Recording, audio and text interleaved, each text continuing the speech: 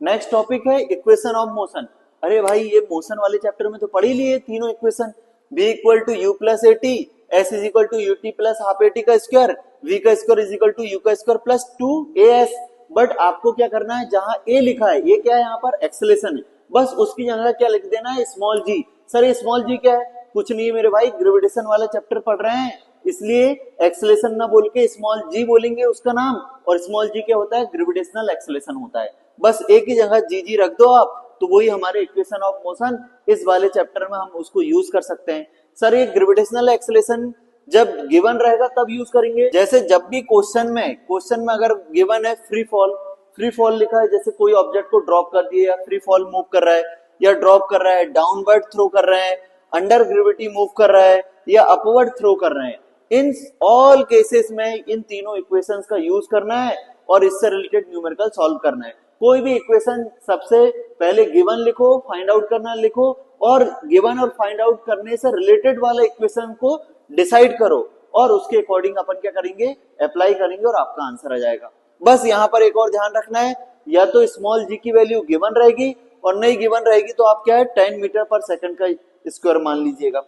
Actual value होती है 9.8 metre पर सेकंड का स्क्वायर, बट अगर क्वेश्चन में अगर 9.8 बोल रहा है तब उसको यूज करना है, अगर क्वेश्चन में ऐसा कुछ बोले ही नहीं है तो खुद मन से आप क्या रख सकते हो 10 मीटर पर सेकंड का स्क्वायर अप्रोक्सीमेट वैल्यू है। नेक्स्ट कि भाई a इक्वल टू हमने g ले लिए सभी इक्वेशंस में, अब ये ध्यान रखना है g की वैल्यू कभी कभी माइनस ले लेता है वो, मतलब जब g यहां पुट करेगा तो माइनस, तो ओनली एक कंडीशन में माइनस लेना है अपने को, जब अगर ऑब्जेक्ट को अपवर्ड थ्रो करने के लिए बोला जाए तब g माइनस लेना है, बाकी ऑल केसेस में क्या लेना है, g की वैल्यू प्लस। और 9th क्लास में आपको बहुत कम क्वेश्चन होंगे कि अपवर्ड थ्रो करें, अपवर्ड थ्रो बोला है तभी g माइनस लेना है, क्योंकि g नीचे लगता है और अपन ऊपर मूव कर रहे हैं, दोनों अपोजिट डायरेक्शन में हुए इसलिए माइनस ले रहा है। बाकी ऑल केसेस में g हमेशा कैसा होता है, प्लस होता है, ये बात याद रखना है। नेक्स्ट आता है व्हाट इज ग्रेविटेशनल एक्सेलेरेशन। अरे भाई जैसे ग्रेविटेशनल फोर्स एक तरीके का फोर्स ही है, वैसे ग्रेविटेशनल एक्सेलेरेशन क्या है, हुआ एक्सेलेरेशन हुआ। एक्सेलेरेशन जानते ही आप कि भाई क्या होता है कि स्पीड वेलोसिटी में चेंजेस होता है तो उसको हम क्या बोलते हैं, एक्सेलेरेशन। बट यहाँ पर ग्रेविटेशनल एक्सेलेरेशन बोल रहे हैं, ग्रेविटेशनल एक्सेलेरेशन को किससे डिनोट करते हैं, स्मॉल g से। तो the acceleration of object due to gravity, gravity के कारण जो एक्सेलेरेशन होता है उसको हम क्या बोल देते हैं, ग्रेविटेशनल एक्सेलेरेशन, और इसको स्मॉल g से डिनोट करते हैं। जैसे मैंने ये ऑब्जेक्ट को ड्रॉप कर रहा हूँ या फ्री फॉल कर रहा हूँ तो इसकी अभी स्पीड क्या है, 0, जैसे ही छोड़ूंगा धीरे धीरे स्पीड क्या हो जाएगी, इंक्रीज हो रही, तो स्पीड में चेंज हो रहा है या वेलोसिटी में चेंज आ रहा है तो उसको क्या बोलते हैं हम, एक्सेलेरेशन। पर यहाँ क्यों हो रहा है स्पीड में चेंज, ड्यू टू ग्रेविटी हो रहा है, इसलिए इसका नाम ग्रेविटेशनल एक्सेलेरेशन रखा हमने। मतलब the acceleration of object due to gravity is called gravitational acceleration, और इसको किससे डिनोट करते हैं, स्मॉल g से। और ऐसा यूनिट क्या होता है स्मॉल g की, मीटर पर सेकंड का स्क्वायर, क्योंकि एक्सेलेरेशन की भी मीटर पर सेकंड का स्क्वायर होती है तो ग्रेविटेशनल एक्सेलेरेशन की भी क्या होगी यूनिट, इस मीटर पर सेकंड का स्क्वायर, क्योंकि एक्सेलेरेशन तो एक्सेलेरेशन होता है ना मेरे भाई, दोनों की यूनिट क्या होगी, मीटर पर सेकंड का स्क्वायर, चाहे ग्रेविटेशनल एक्सेलेरेशन हो या एक्सेलेरेशन बढ़ाए तो दोनों की यूनिट मीटर पर सेकंड का स्क्वायर, या इसी को मीटर इंटू सेकंड की पावर -2 बोला जा सकता है। नेक्स्ट स्मॉल g से डिनोट करते हैं। नेक्स्ट आता है right the relation between small g and capital G। अरे तो जानते ही भाई स्मॉल g और कैपिटल G, स्मॉल g अभी पढ़ा हमने ग्रेविटेशनल एक्सेलेरेशन है, और कैपिटल G बताओ, स्टार्टिंग में बताया हूं मैं, F equal to G m1 m2 upon d का स्क्वायर वाले फॉर्मूले में कैपिटल G क्या है, कांस्टेंट है, स्मॉल g ग्रेविटेशनल एक्सेलेरेशन और capital G universal gravitational constant है भाई, क्लियर है। अब अपने को मालूम है F equal to G m1 m2 upon d का स्क्वायर होता है। अब अपने को तो स्मॉल g और कैपिटल G में रिलेशन निकालना है, तो हम फर्स्ट ये वाला लिख लेंगे फॉर्मूला, फादर इक्वल टू, मैंने माँ पढ़ाया हूँ आपको उस वाले चैप्टर में ट्रिक बताया था, फादर इक्वल टू माँ याद रख लो अगर एक्सेलेरेशन की बात कर रहे हैं, तो F इक्वल टू ma रख दिया हमने, और m1 m2 को हम क्या मान सकते हैं, कोई मान लो अर्थ का मास कैपिटल M है और कोई ऑब्जेक्ट का मास स्मॉल m है, तो m1 m2 की जगह कैपिटल M स्मॉल m लिख सकते हैं, तो m से m कैंसिल आउट हो गया, और जब ग्रेविटेशनल एक्सेलेरेशन है तो एक ही जगह क्या लिख सकते हैं हम, g, तो g equal to capital G m upon d का स्क्वायर, ये हमारा फाइनली आंसर आ गया, रिलेशन आ गया।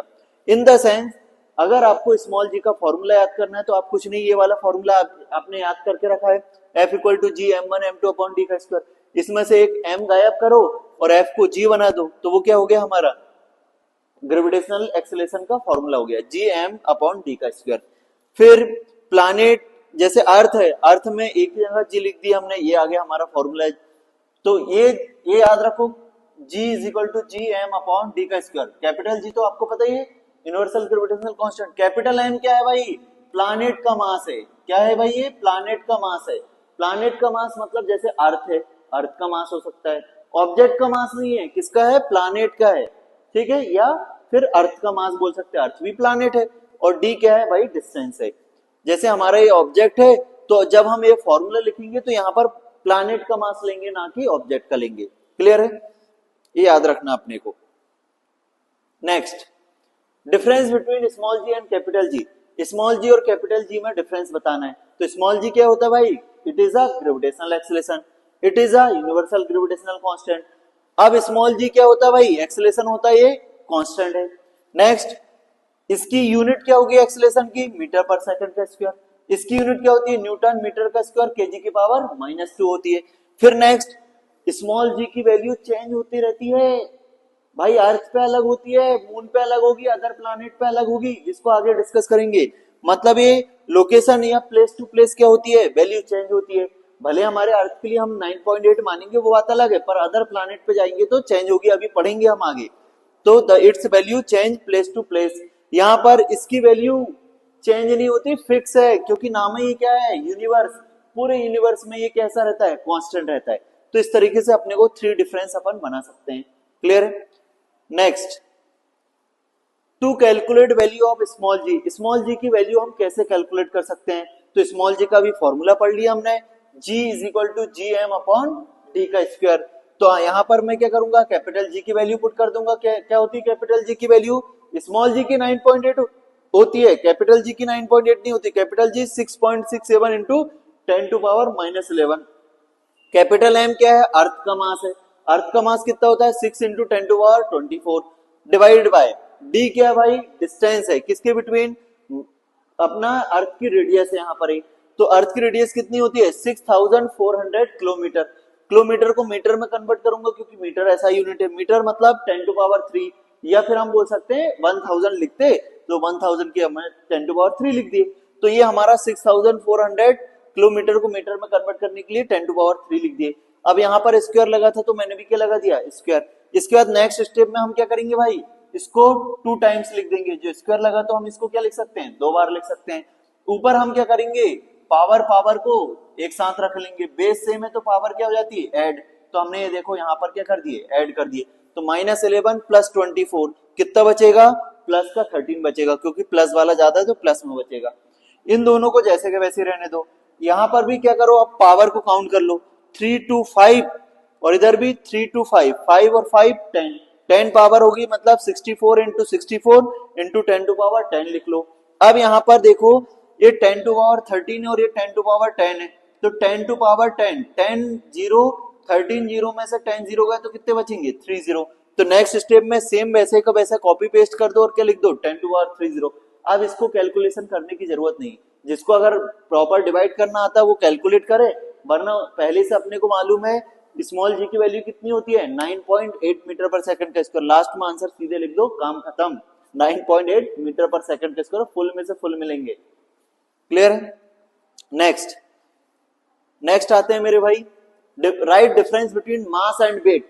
भाई ये बहुत इंपॉर्टेंट क्वेश्चन है, और ये हमारे डेली लाइफ में भी बहुत यूज होता है कि भाई आपसे कोई मास पूछ रहा है या वेट पूछ रहा है, ये आप कंफ्यूजन रहते हैं। तो यहाँ पर समझो कि आज क्या है मास और क्या है वेट। जैसे आपसे किसी ने पूछ लिया, बताओ आपका मास कितना है, तो आप बता ही नहीं पाएंगे, क्योंकि आपको बस क्या पता है? वेट पता है।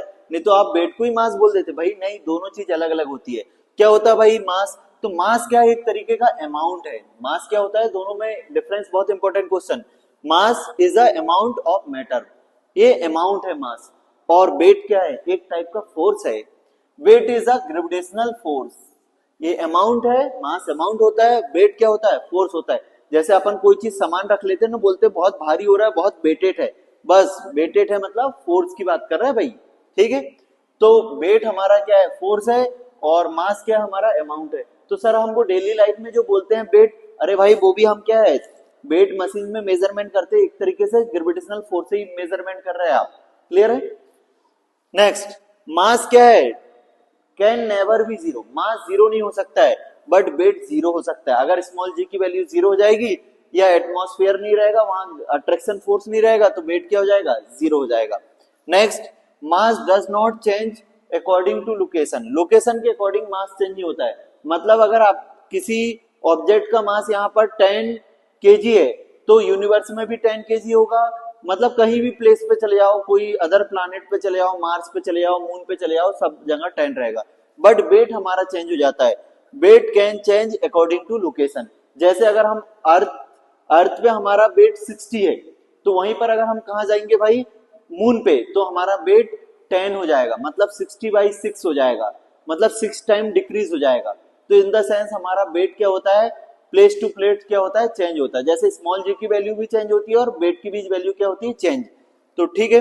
नेक्स्ट, यूनिट ऑफ मास क्या होती है? केजी। और वेट भाई एक तरीके से फोर्स है, तो जो फोर्स की यूनिट होगी वही क्या होगी? वेट की होगी, newton. Next, mass is scalar quantity और weight is a vector quantity. इस तरीके से आपको पता होना चाहिए। ये डिफरेंस बहुत इंपॉर्टेंट है, नोट कर लीजिएगा। नेक्स्ट आता हमारा weight of object at moon और वेट ऑफ ऑब्जेक्ट एट अर्थ, इन दोनों में रिलेशन। तो भाई मून पर जाएंगे तो मून का मास कम होता है, तो वहां पर भी आपका वेट कम मेजरमेंट होगा। इन द सेंस अर्थ के कंपेयर में 6 टाइम डिक्रीज हो जाएगा। तो weight of moon is equal to weight of earth divided by 6। In the sense अगर वेट ऑफ अर्थ दिया है तो वेट ऑफ मून आप खुद निकाल सकते हैं, उसमें बस क्या करना है? 6 का डिवाइड कर देना। जैसे आपसे बोला जाए कि अगर आपका 60 न्यूटन अगर वेट है कहां पर? अर्थ में, तो मून पे बताओ, तो उसमें क्या करेंगे? 6 का डिवाइड कर देंगे तो कितना जाएगा? 10 न्यूटन आ जाएगा वेट मून पर। क्लियर है? तो इस तरीके से रिलेशन याद रखो कि वेट हमारा मून पे क्या हो जाता है? डिक्रीज हो जाता है, क्योंकि मून का मास कम होता है अर्थ के कंपेयर में। सेम ऐसे ही मून पर स्मॉल जी की वैल्यू या ग्रेविटेशनल एक्सेलरेशन क्या हो जाता है? 6 टाइम डिक्रीज हो जाता है। ये अपने को रिलेशंस पता होना चाहिए। क्लियर है?